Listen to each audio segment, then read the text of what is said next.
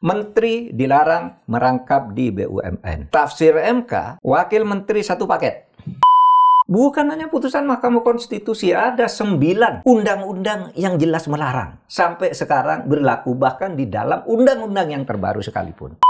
2,9 miliar hanya dari jabatan komisaris Pertamina. Kalau Anda hitung 5 tahun menjabat itu kan sudah 150 miliar minimal.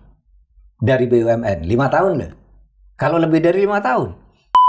Apa dampak hukum atau konsekuensi hukum bagi pejabat yang menjadi double atau triple, dan juga bagi pejabat yang menunjuk dia, gitu? Apa ininya, Pak? Jujur, kalau diterapkan secara hukum sekarang ya, lepas dari konfigurasi politik, ini jabat rangkap seperti ini dengan cara tidak proporsional, itu menurut saya sudah terkategorikan punya indikasi kuat korupsi. Jadi agak ngeri, Pak, kalau Bapak bilang itu indikasi kuat untuk korupsi. Karena mungkin sekarang tidak muncul, tapi besok-besok ketika orang ini tidak menjabat, bisa jadi Pak itu muncul. Kalau terjadi perubahan itu politik, Anda tahu, Syafruddin Tumanggung. Dan udah banyak sekarang yang sedang menghuni penjara itu karena ketika menjabat dia aman, punya cantolan politik, tidak apes. Sesudah saya menjabat, dia tidak punya teman politik, uangnya sudah habis, mau nyuap sudah tidak ada uang lagi, dibuka kasus, masuk juga. Jangan lupa subscribe dan nyalakan lonceng notifikasi. Selamat menyaksikan.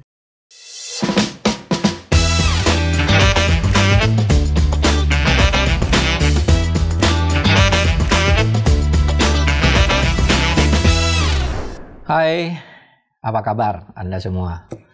Kita bertemu kembali di podcast Terus Terang, forum di mana saya selalu bicara secara terus terang dan tanpa basa-basi, tanpa tedeng aling-aling. Ada banyak isu yang saya cermati dalam sepekan terakhir ini yang menjadi perhatian publik, terutama yang masuk ke saya dari begitu banyak netizen. Ada isu seputar pemerintahan, politik, hukum, bahkan kriminal-kriminal biasa yang terjadi di tengah masyarakat. Semuanya akan saya coba kupas dengan memberikan pandangan saya di sini sesuai dengan pilihan kami tentang hal-hal yang kami anggap penting untuk dijawab. Baiklah, semuanya akan kita bahas satu persatu. Silakan mau tanya apa? Baik Mahfud, kita jumpa lagi, Pak. Kita teruskan. Sebenarnya minggu lalu ketika kita bahas tentang korupsi dan mafia peradilan, kita juga mengatakan akan membahas tentang rangkap jabatan yang memang banyak juga disindir oleh netizen Bapak, follower Bapak. Tapi waktu itu nggak kesampaian, waktunya nggak cukup. Jadi kita janjikan episode berikutnya. Kali ini saya mau agak fokus ke sana, menanyakan ke Bapak tentang rangkap jabatan. Jadi di mana seorang pejabat tinggi negara, misalnya wakil menteri, harus menjadi komisaris atau apa gitu di jabatan lain. Orang mempertanyakan ini sejak awal kabinet dibentuk. Bahkan sebelumnya kabinet Pak Jokowi ini sudah mulai muncul. Nah, semakin kesini semakin banyak, Pak Mahfud. Ya, dalam catatan kami, Pak, setidaknya sampai hari ini ada 13 wakil menteri yang menjabat sebagai komisaris BUMN. Nah, yang begini-gini di mata Pak Mahfud persoalannya apa? Apakah etik, hukum, atau etik dan hukum problemnya? Etik dan hukum. Etik dan hukum. Tapi mari kita mulai dari ini sebelum bicara soal hukumnya ya. Kita soroti masalahnya sekarang. Mengapa masyarakat sekarang mulai menyoroti ini secara lebih keras? Karena di dalam rangkap jabatan di BUMN itu, terutama yang dilakukan oleh pejabat-pejabat pemerintah, ya, TNI dan Polri, di situ ada potensi korupsi terselubung, ada ketidakadilan, dan ada abuse of power, penyalahgunaan wewenang yang bisa menimbulkan kolusi, yang justru bisa merugikan BUMN, bisa. Abuse of power, ketidakadilan, korupsi terselubung. Nah gitu. Kenapa masyarakat nyorot ini? Kita lihat dari ketidakadilannya aja. Nanti kita lihat hukumnya. Take home pay-nya berapa coba? Saya punya data nih dari ICW, take home pay dari Fitra dan dari ICW itu soal jumlah komisaris di seluruh BUMN. Gini, akhir 2023 ICW itu merilis hasil pelacakannya bahwa dari total BUMN yang dimiliki, dari semua BUMN yang dimiliki oleh pemerintah itu, ada 263 orang komisaris dan Dewan Pengawas BUMN. Nah, dari 263 ini, 53,9% atau sebanyak 142 orang itu rangkap jabatan di pemerintahan dan di BUMN. Jadi 50% lebih itu merangkap jabatan? Merangkap jabatan di pemerintah dan di BUMN. Ini data ICW Pak ya, tahun Data 2023. ICW. Lalu berapa uang yang dikeluarkan oleh negara untuk mereka? Ini ada data Fitra. Saya catat juga nih 2003. Fitra itu forum transparansi anggaran, kalau iya, salah Pak ya. Iya. Coba ini, misalnya kalau kita lihat dari Menteri Keuangan aja, Sekretaris Jenderal Menteri Keuangan itu sekarang menjabat komisaris di Pertamina. Sekjen Kemenq. Iya. Berapa gajinya di Kementerian Keuangan sebagai pejabat eselon 1 itu 90.505.000. 90 juta. Gaji sebagai Sekjen Kemenq. Tapi sebagai komisaris setiap bulan dia kalau di rata-ratakan ya dapatnya setiap bulan itu 2.814.714.286 rupiah. 29 berarti 2,9 miliar hanya dari jabatan komisaris Pertamina. Ini Sekjen. Komisaris Pertamina itu dapatnya setiap bulan. Tapi itu udah termasuk tunjangan, honorarium, iya, dari tantim dan segala macam gitu. Itu sebanyak 2.865.000 setiap bulan loh Mas ini. Gila kan?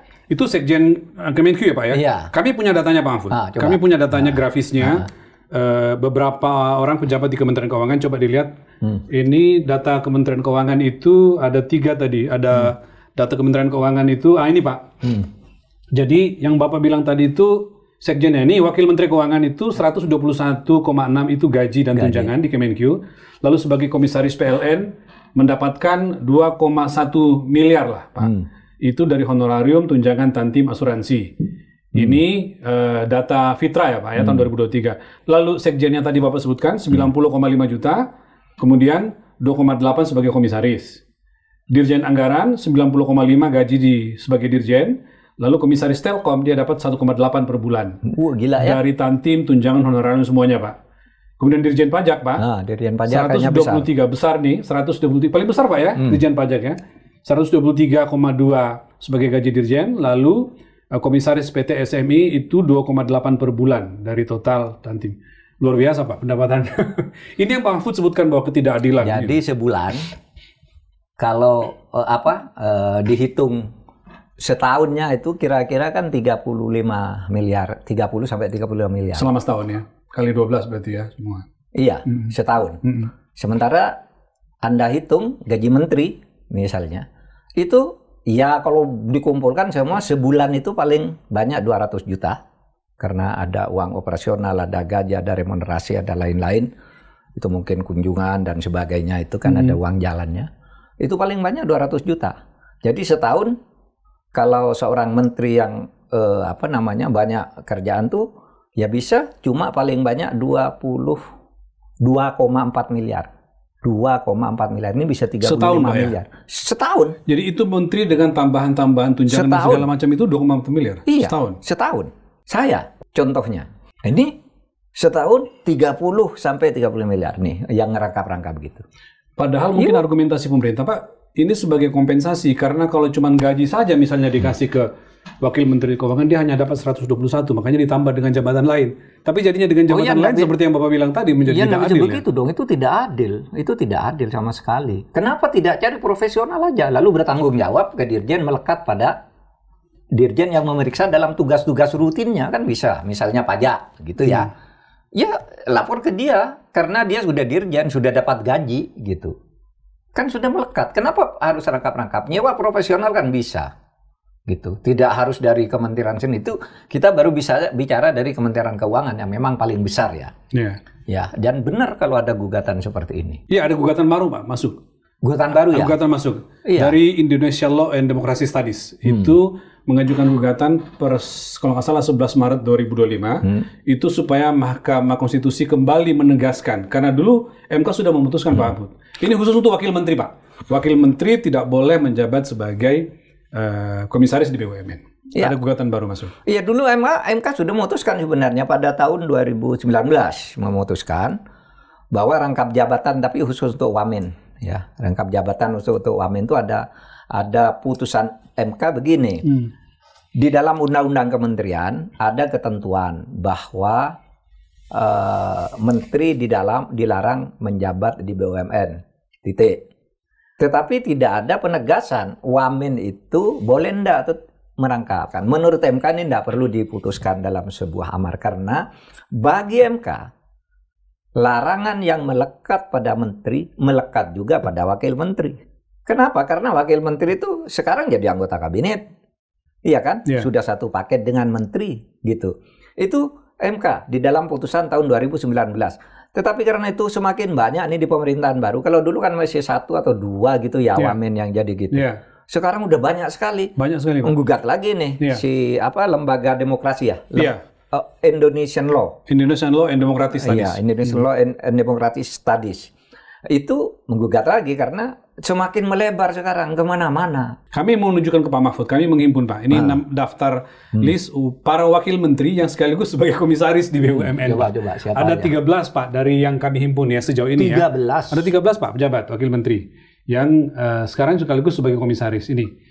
Wamenkyu Pak Suhasil Nasara itu wakil komisaris utama PLN. Kemudian Aminuddin Ma'ruf di komisaris PLN. Wakil Menteri BUMN Doni Oskaria, wakil komisaris Pertamina, sekarang sebagai CEO di Danantara, Pak. Nih, wakil CEO Danantara. Kemudian Pak Yulio, komisaris Bank Mandiri, Menteri BUMN Pak Tiko itu di komisaris utama BRI. Jadi ini jabatan wamen semua, Pak. Ada 12. Terakhir itu wakil Menteri Kelautan dan Perikanan, Deddy Herdiawan, komisaris utama PT PAL. Lalu kalau nggak salah ada Fahri Hamzah juga. Fahri Hamzah itu komisaris di BTN, ini nomor 7, Pak. Ketua Perumahan Rakyat. Padahal dulu dia kencang sekali tuh, Mas. Viral lagi. Yang minta agar pejabat-pejabat jangan ngerekam di BUMN. Oh ya, Pak? Dulu. Viral lagi sekarang. Dia dulu yang paling keras tuh. Apa gitu-gitu. Dia sekarang jadi ya. Alhamdulillah dapat rezeki baru. Nggak, artinya kalau ini dianggap kita ngikutin putusan Mahkamah Konstitusi, Pak Mahfud. Ini pelanggaran aturan ya berarti ya, melanggar ya? Karena Mahkamah Konstitusi itu hanya menyatakan itu bahwa undang-undang BUMN itu tidak perlu ditafsirkan lagi. Tafsirnya otomatis sudah jelas. Karena dianggap bahwa menteri wamen itu satu paket kan gitu. Berarti itu sikap Mahkamah Konstitusi. Tapi itu kan tidak dilaksanakan, malah jadi 13 sekarang. Dulu masih 1 kalau tidak salah yang masuk ke situ. Sekarang udah 13, Mahkamah Konstitusi mestinya masuk ke pokok perkara. Karena gini, sebuah perkara yang sudah diputus, apalagi kalau sifatnya NO tidak dapat diterima, bahkan kalau ditolak sekalipun, itu bisa diajukan dan dinilai lagi jika terjadi peristiwa-peristiwa baru yang melanggar atau condong melanggar konstitusi. Nah, kita lihat aja lah. Nah, kalau dia bermasalah seperti itu, menurut Pak Mahfud sebagai orang yang pernah di dalam pemerintahan, kenapa ini dibiarkan terus ya oleh Presiden atau katakanlah oleh Menteri BUMN, kenapa ini masih terus dilakukan? Ya, saya tidak tahu. Mungkin ya kalau saya ini kan orang hakim ya, orang hukum yang sifatnya harus mulai dari curiga. Ya mungkin kolusi saja. Mungkin Menteri BUMN-nya ditekan, melanggar terang-terangan, dan yang saya yakini pasti Presiden tidak diberitahu bahwa ada larangan ini. Mungkin Presiden sudah diberitahu hasil kong kali kong di bawah, Pak. Begini Pak. Oh iya, Presiden kita tuh kalau ada pikiran-pikiran baru biasanya kan terbuka, tidak selalu against gitu ya. Sejak dulu itu mungkin Presiden tidak tahu ada gini gitu. Mungkin ya tidak tahu detailnya. Padahal ini Mas Rizal, Anda bicara soal tadi putusan Mahkamah Konstitusi. Bukan hanya putusan Mahkamah Konstitusi, ada 9 undang-undang yang jelas melarang. Sampai sekarang berlaku bahkan di dalam undang-undang yang terbaru sekalipun. Oh iya, Pak? Iya. Apa aja, Pak? Jam 2 berapa? Terutama TNI Polri, ya. Lalu pejabat-pejabat tertentu kayak menteri dan sebagainya yang sudah ditafsirkan. Mari kita lihat nih undang-undangnya. Apa aja? Satu di dalam Undang-Undang Kementerian nomor 39 tahun 2008. Undang-Undang Kementerian Negara. Undang-Undang Kementerian Negara. Yang ini sudah diperbarui nih dengan Undang-Undang nomor 61 tahun 2004 tentang Kementerian Negara juga, di mana menteri dilarang merangkap di BUMN. Tafsir MK, wakil menteri satu paket dengan menteri. Sehingga apa yang dilarang untuk dilakukan oleh menteri, dilarang juga dilakukan oleh BUMN. Oleh wakil menteri? Oleh wakil menteri. Yang kedua, Wamen menurut putusan MK tadi sudah. Kemudian ada Undang-Undang Nomor 19 tahun 2003 yang sudah diperbarui lagi nih dengan Undang-Undang tentang BUMN, di mana di situ pasal 15B, pasal 27B, pasal 43D, pasal 56B melarang rangkap jabatan itu. Ya. Lalu ada lagi nih, kita urai aja bahwa ini undang-undang dilanggar banyak. Undang-Undang Nomor 16 tahun 2004 tentang kejaksaan. Nih, kejaksaan sekarang udah mulai masuk kemana-mana toh. Ya Pak, Jaksa Agung itu sekaligus sebagai Komite Pengawasan dan Akuntabilitas di Danantara, Pak. Nah, itu dia. Di Danantara. Jaksa sekarang di Danantara. Ya. Itu jelas melarang tuh. Pasal 11 ayat 1 huruf B melarang tuh Kejaksaan Agung. Masuk ke lembaga-lembaga seperti itu. Sama halnya dengan Ketua BPK mungkin? Ketua BPK juga ada. Undang-undang, entar dulu. Undang-undang mulai dari penegak hukum dulu. Undang-Undang Nomor 2 tahun 2022 tentang Kepolisian Republik Indonesia. Pasal 28 ayat 3 butir E. Di mana kalau polisi mau masuk, sekarang udah banyak loh yang masuk ke lembaga-lembaga sipil tuh. Ini rangkap jabatan nih. Kalau masuk ke lembaga sipil harus pensiun dini atau mengundurkan diri. Itu ada undang-undangnya. TNI juga yang undang-undang terbaru disahkan juga melarang tuh. Undang-undang Nomor 34 tahun 2004 melarang. Seperti itu. Sekarang diperkuat lagi larangan itu, gitu. Tapi masih banyak nih yang ini. Lalu Undang-Undang Nomor 15 tahun 2006 yang Anda tanyakan. BPK juga tidak boleh merangkap di lembaga-lembaga yang mengurusi keuangan negara atau keuangan daerah. KPK. Ini Undang-Undang Nomor 30 tahun 2022 pasal 36 huruf C. Tapi kan nggak boleh. Sekarang masuk ke Danantara. Lalu Undang-Undang Nomor 8 tahun 2010 tentang pencegahan dan pemberantasan tindak pidana pencucian uang. Tidak boleh. PPATK dong Pak ya? Kepala PPATK tidak boleh menjabat. Iya. Kemudian Undang-Undang Nomor 25 tahun 2009 tentang pelayanan publik. Ya, di pasal 17 disebut bahwa penyelenggara pelayanan publik dilarang merangkap di BUMN dan BUMD, dan yang terakhir ini Undang-Undang Polri Undang-Undang TNI yang terbaru ini yang baru disahkan minggu lalu kali atau bulan lalu yang ribut itu juga masih melarang. Nah, oleh sebab itu kalau bicara hukum sebenarnya larangannya jelas ada. Jadi bukan hanya persoalan etik, tapi juga ini persoalan hukum. Bukan hanya persoalan etik. Tadi kan persoalan etik gajinya besar. Tapi Pak Mahfud, sebegitu banyaknya tadi pejabat itu yang merangkap di Danantara, kan mestinya Presiden tahu. Atau jangan-jangan Presiden membolehkan kan Pak? Karena merasa bahwa ini perlu meyakinkan publik, bahwa ini governance-nya bagus. Nggak boleh begitu ya? Sehingga saya lebih curiga. Presiden ketika diberi laporan bahwa ini logis, ini apa, tidak melakukan audit hukumnya dulu. Apa secara hukum ini boleh? Kan Presiden kalau ada gagasan, oh ini bagus, biar efektif gini. Jedet, jangan semua. Sehingga masalah hukum tidak menjadi perhatian Presiden nampaknya. Padahal ini melarang. Ya. Sehingga kalau Anda mau tanya saya, pandangan hukumnya itu bagaimana? Pertama begini, dari sudut substansi sekarang. Dari sudut substansi. Hukum itu kan moral, etik, kebaikan, kebenaran gitu. Itu di situ ada ketidakadilan. Anda bayangkan orang sampai mendapat gaji sebulan 35 juta, 30 sampai 30 juta karena merangkap seperti dirjen dan sekjen-sekjen tadi. Dan di tempat-tempat lain banyak, bukan hanya di Kementerian Keuangan. Sementara di bawah orang ngais rezeki itu mencari gaji 2 juta sebulan aja. Tadi itu miliar loh Pak, bukan juta tuh. Iya, miliar 35 miliar, 30 sampai 30 miliar pendapatan. Itu resmi diterima. Kita tidak tahu ketika dicocokkan dengan laporan di LHKPN, ternyata lebih rendah laporannya dari itu. Umumnya begitu Pak. Mereka udah kerja puluhan tahun, di bawah pendapatan setahun laporannya. Setahun di BUMN. Terus kemana uang itu? Karena jelas itu dia terima. Gitu. Nah itu. Sehingga jangan kalau mau pencucian uang juga tidak perlu dicuci kok uang itu. Karena dia peroleh pada waktu itu ada sumbernya, dicuci pun akan diketahui. Tapi kenapa tidak ada di laporan LHKPN-nya gitu ya. Jadi keadilan. Ada potensi abuse of power. Orang yang menjabat itu tinggal bisi aja ke BUMN. Saya dong masukkan sini. Ini atau sini. Penyalahgunaan undang. Mumpung saya di sini tuh menteri itu kok bisa, saya kok nggak bisa. Wamin yang itu bisa kok saya nggak bisa. Tapi Pak Mahfud, saya mau ngajak bicara Bapak dari sisi mungkin pandangannya pemerintah. Katakanlah misalnya seperti tadi ya, ini seorang profesional, kalau digaji hanya gaji sekjen wakil menteri saja, nggak cukup, makanya perlu tambahan komisaris. Itu mungkin yang tadi. Tapi Pak Mahfud menanggapi itu juga nggak fair. Nggak fair. Betul. Yang kedua, dia kalau mau ambil gaji banyak, pindah aja ke BUMN-nya situ, lalu dirjennya yang baru. Yang kedua, Pak, badannya kan satu dia. Ketika menjadi mereka ke kantor BUMN, badan dirjennya itu tidak ditinggal. Betul. Di kantor. Artinya dia bekerja untuk negara pada waktu yang sama. Ya. Alasan kedua, Pak, ini efektivitas dan produktivitas, Pak. Ya kan, artinya ini kerjanya di sini kebetulan merangkap, ya dikasihlah di sini supaya efektif, bisa koordinasi antara pemerintah, bisa menjaga di sana mewakili pemerintah sebagai komisaris, bisa mengawasi. Ya, itu bagian menurut saya yang tidak etis. Karena begini, itu tidak sepadan dengan pejabat-pejabat lain yang juga bekerja keras hanya dari sektor lain.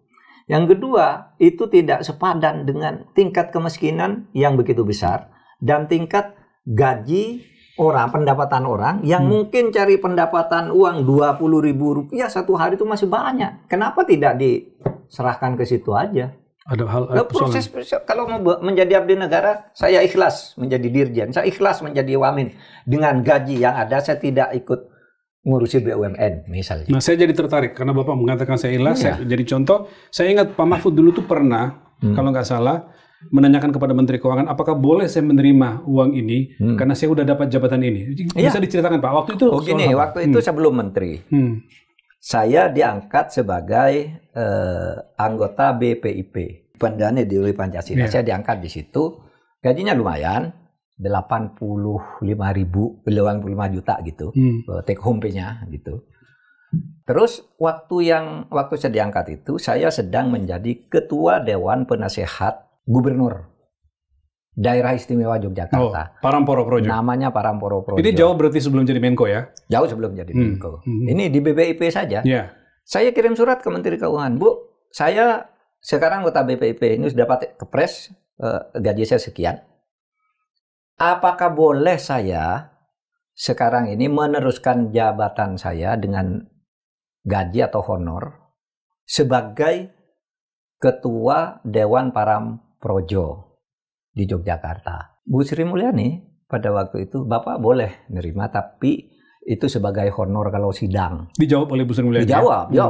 Dia sendiri tadi, Pak Mahfud boleh nerima. Resmi ada, saya laporkan ke Bapak boleh. Tapi saya enggak mau nerima gaji lagi dari Paramporo. Kalau sidang ada kunjungan kerja, honor baru saya terima. Tapi gaji bulanan enggak lagi? Gaji bulanan lagi, enggak mau saya. Karena sarannya Bu Sri Mulyani begitu. Enggak boleh pakai 2 fasilitas perumahan, enggak boleh pakai mobil dinas di Jogja dan di Jakarta gitu. Gitu. Pak Mahfud lakukan itu? Langsung saya lakukan itu. Saya langsung, tetapi saya tidak mau mengundurkan diri kepada Sultan, enggak boleh. Pak Mahfud tetap aja Ketua Dewan Paramporo Projo. Tapi saya tidak mau menerima gaji sampai hari ini, saya masih ketua dan saya tidak mau sejak saat itu. Sejak tahun 2017 saya dapat surat dari Bu Sri Mulyani itu, saya tidak mau. Rekening saya tutup, tidak boleh masuk ke rekening yang gaji dari Jogja. Sampai sekarang, saya masih ketua, masih resmi. Gitu. Saya tidak mau. Begitu. Artinya hal yang sama sebenarnya bisa dilakukan oleh pejabat-pejabat kita ya Pak. Sungguh pun misalnya tidak ada. Ini etika. Moral dan rasa kalian untuk apa sih? Uang banyak-banyak gitu. Sama juga saya ketika begitu saya menjadi pejabat itu BPIP misalnya, waktu saya langsung minta berhenti sebagai guru besar untuk dinonaktifkan. Guru besar ini resmi dari negara. Saya tidak nerima gaji dari sini. Tapi kalau saya ngajar, dapat honor sesuai dengan tarif mengajar setiap SKS sekian, saya mau. Tapi gaji tetap tidak ada. Ya, kenapa saya tanyakan itu, Mahfud? Karena kalau dari bacaan kita, Pak, sebenarnya tidak hanya double, ada yang triple jabatan pekerjaan dan mungkin gajinya diterima semua. Iya. Nah, maksud saya, ini kan ada problem yang dihadapi, etik atau hukum, tetapi juga bisa disikapi dengan cara seperti itu. Iya. Pak, harusnya orang bersikap lah gitu ya, bahwa ini tidak benar, harus bicara. Seharusnya orang yang ada di dalam itu yang ikut menentukan keputusan itu. Kalau saya tidak ikut menentukan keputusan, tapi saya menolak. Kalau gitu, Mahfud, saya ingin menanyakan ke Bapak dari sisi konsekuensi hukum. Apa dampak hukum atau konsekuensi hukum bagi pejabat yang menjadi double atau triple, dan juga bagi pejabat yang menunjuk dia, gitu. Apa ininya, Pak? Jujur, kalau diterapkan secara hukum sekarang ya, lepas dari konfigurasi politik. Karena terkadang hukum itu tidak berjalan kalau politiknya, konfigurasinya itu tidak benar. Politik kong kali kong, politik belas jasa itu kadang-kadang hukum tak tegak. Ini jabat rangkap seperti ini dengan cara tidak proporsional. Itu menurut saya sudah terkategorikan punya indikasi kuat korupsi. Oh ya. Kenapa? Korupsi itu unsurnya 3. Yang paling umum. 1, memperkaya diri sendiri atau orang lain atau korporasi. Berarti yang mendapat dan membuat kebijakan memperkaya orang lain. Iya toh?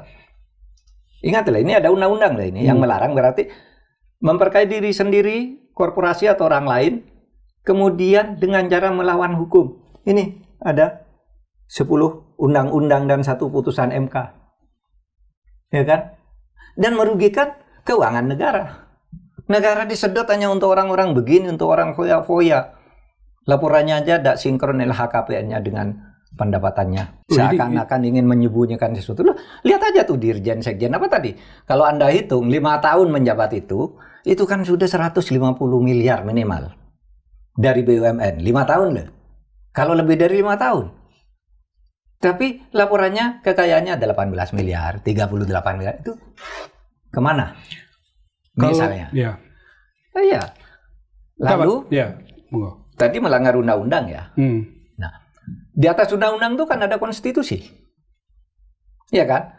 Nah, peristiwa ini menurut saya, peristiwa rangkap jabatan ini ya, kalau mau didekati secara konstitusi, itu melanggar pasal 28D ayat 1 Undang-Undang Dasar, di mana bicara soal kepastian hukum dan perlakuan yang adil di depan hukum. Kepastian hukumnya, tadi kan udah ditanyakan. MK bilang begitu, undang-undang bilang begitu, kok masih dilanggar dengan Perpres, dengan Kepmen, dengan apa kan gitu kan, peraturan Menteri BUMN apa gitu. Itu kan sudah melanggar. Yang kedua, dia melanggar pasal 28D ayat 3, yaitu tidak memberi kesempatan yang sama kepada orang yang juga bagus kerjanya untuk memperoleh pekerjaan itu sebagai komisaris lah, sebagai apa gitu. Itu masih yang terjadi sekarang. Iya. Jadi agak ngeri Pak kalau Bapak bilang itu indikasi kuat untuk korupsi, karena mungkin sekarang tidak muncul, tapi besok-besok ketika orang ini tidak menjabat bisa jadi Pak itu muncul. Kalau terjadi perubahan itu Anda tahu Syafruddin Tumanggung BPPN dulu masuk kan penjara, lalu Emersa Satar Garuda udah pensiun masuk, bisa begitu Pak ya. Karen Agustiawan ini sekarang udah dia pensiun masuk. Ini sama besok kalau penegakan hukumnya mau kedat, Anda kemarin korupsi nih semua, gitu. Kalau mau agak halus, gitu, dihentikan. Nggak usah diterus-teruskan kayak gini. Kalau mau agak halus kan. Tapi kalau dikorupsikan banyak loh kasusnya, yang orang sudah pensiun ditarik lagi. Wah, orang jadi menteri tahun sekian, kasusnya masih ada di KPK, cuma tinggal antrian, tinggal ke atas apa di bawah kan gitu. Hati-hati, bilang. Sehingga kalau saya boleh menyimpulkan secara singkat, Mas Rizal, kasus ini sebenarnya kalau disimpulkan secara ini ada pelanggaran terhadap berbagai peraturan perundang-undangan. Kesimpulan kedua, saya cenderung percaya Presiden tidak mendapat info yang benar dan lengkap tentang aturan hukum bagi ini. Kan Presiden sibuk, tidak harus memahami semua aturan kan? Seperti halnya saya ahli hukum aja tidak semua aturan saya pahami, sehingga ketika diskusi spontan gitu aturannya di mana cari dulu. Kalau Presiden dilapori ini segera setuju aja, padahal itu melanggar hukum. Nah itulah perlunya kita lakukan audit terhadap ini semua agar negara ini tertib gitu. Karena kemudian yang begini ini lalu merembet ke minggu lalu kita bicara merembet ke pengadilan. Orang-orang yang begini nanti nyuap-nyuap pengadilan lagi agar tidak tangkap. Dan makin banyak lembaga Pak yang tadinya mungkin tidak merangkap menjadi merangkap karena makin terbiasa. Saya ambil contoh Pak Bank Indonesia Pak Afud. Ya, beberapa bulan lalu itu ada 3 pejabat di BI itu diangkat menjadi komisaris di bank pemerintah, di BRI, BNI maupun BTN. Emang boleh? Gak pernah Pak terjadi selama ini. Lalu akhirnya diberhentikan oleh BI Pak. Iya dong. Diberhentikan oleh BI dan sekarang menjadi komisaris di 3. Tapi ada satu hal Pak, itu pun melanggar peraturan OJK. Karena peraturan OJK mengatakan bahwa kalau ingin menjadi komisaris di sana, maka dia harus ada periode disebut sebagai cooling off Pak. Masa tunggu 6 bulan baru bisa. 6 bulan. Masa idah tuh kalau dia. Masa idah Pak. Ini jalan saja Pak. Iya. Ya itulah sekarang persoalan hukum kita. Dan ini menurut saya, kalau kita tidak membenahi hukum, negara akan jadi kacau. Orang berharap pada siapa sekarang? Kalau pemerintahnya tidak berpedoman pada hukum dengan benar. Ini yang berlaku. Kalau memang ini mau tidak bagus, ya ubah undang-undangnya dulu. Jangan undang-undang yang berlaku tapi dikesampingkan begitu aja. Itu bahaya kalau kena nanti penegak hukumnya yang akan datang, KPK dan sebagainya itu membongkar ini. Ini belum daluarsa kamu. Iya kan? Iya. Belum daluarsa bisa dibuka lagi. Dan udah banyak sekarang yang sedang menghuni penjara itu karena ketika menjabat dia aman, punya cantolan politik, tidak apes. Sesudah saya menjabat dia tidak punya teman politik, uangnya sudah habis, mau nyuap sudah tidak ada uang lagi, dibuka kasus masuk juga. Jadi saran Pak Mahfud ini sebaiknya direview lagi, ditinjau ulang lagi, mumpung belum terlalu jauh Pak ya. Ini baru 6 bulan pemerintahan Pak Prabowo. Lah, rasa keadilan masyarakat lah. Negara sedang begini kok. Ada segelintir aja enggak ada ya. Dari 280 juta penduduk itu lalu ada kira-kira berapa tadi 142 orang menikmati yang kayak gitu tuh kan tidak benar. Karena tanpa mereka pun tuh bisa dilakukan oleh orang secara lebih merata dan mungkin lebih profesional malah. Baik. Saya kira cukup Mahfud. Ya, terima kasih Pak untuk topik ini. Makasih. Ya. Oke, sekian dulu untuk minggu ini. Kita akan jumpa lagi dalam Terus Terang pekan depan. Tetaplah berkontribusi nyata dan positif tentu saja dimanapun dan dalam posisi apapun Anda berada. Jangan pernah lelah mencintai Indonesia. Selesai.